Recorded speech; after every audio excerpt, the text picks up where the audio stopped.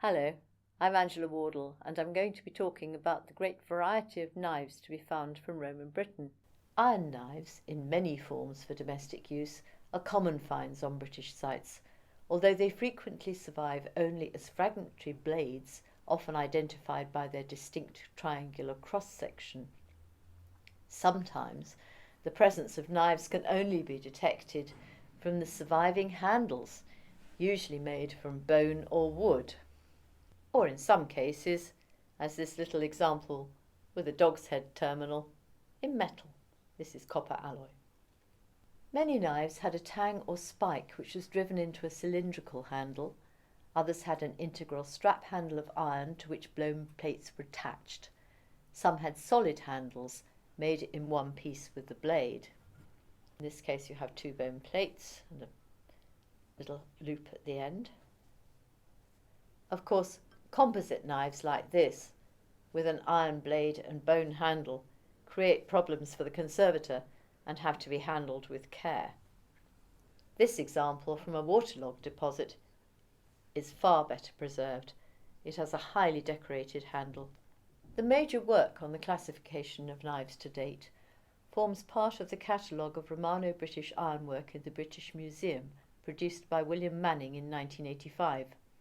This book, long out of print, is now available as a PDF on the Roman Finds Group website.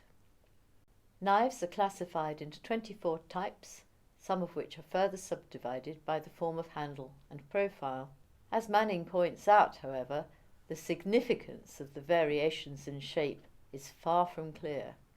Manning suggests that knives with long, narrow blades were used as razors, although other functions such as penknives have also been proposed.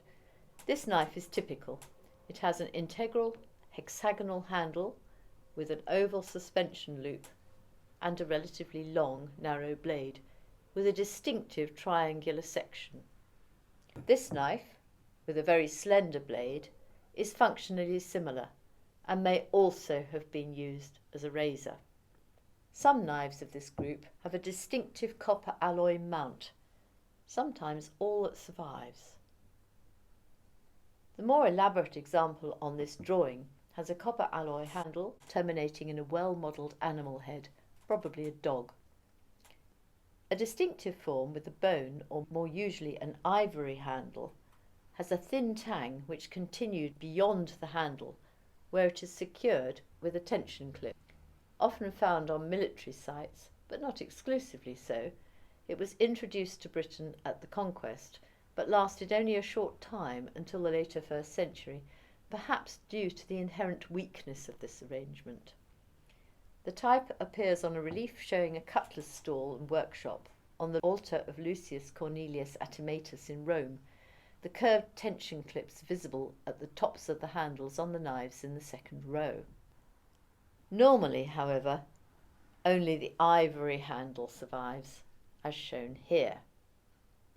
This knife from London with a slender leaf-shaped blade has a highly decorated wasted bone handle, the plates on each side of the iron tang secured by rivets. A knife with a curved blade, possibly used as a razor rather than a table knife, has an integral circular suspension loop, and the blade bears the stamp of its maker, Basilis. The stamp is known on other items from London where the craftsman is thought to have worked. Other cutlers, such as a Londos, also marked their knives. Perhaps these are only examples of business logos. This more robust knife, a derivation of an Iron Age type, has an illegible mark. The drawing shows a craftsman at work on an altar from Rome with some finished knives hanging on the wall rack. The picture is of one of the more common group of general purpose knives with a sharply turned down blade varying in length between 10 and 16 centimetres. Most knives of this basic type have a bone plates riveted to a solid plate tang, and there is often a suspension loop at the end of the handle. On this knife from London, the back is angled down from the junction with the handle, the blade is triangular, and there is a step between the blade and the plate tang, which would have been faced with bone plates. This knife has a distinctive sinuous profile with the back falling through a concave curve to the tip. The handle is typically made in one piece with the blade, with a marked step between the edge and the back. In this example, the end of the handle is lost, but faint traces of decoration can be seen, showing that this is indeed a handle and not a tang. In knives of Manning type 12, the back continues the line of the tang, here curving slightly, and it has a wide blade with convex cutting edge curving up to the tip. Larger socketed examples of this type are cleavers. Most of the knives that we've seen were used for general purposes according to their size, but larger implements, cleavers or choppers, are also found, and the use of cleavers for butchery was a Roman introduction. The drawing shows the principal types of cleavers discussed by Manning, and this is an example from London, with traces of a wooden handle remaining in the socket. Finally, folding or clasp knives are also well known, often with elaborately decorated openwork handles in copper alloy.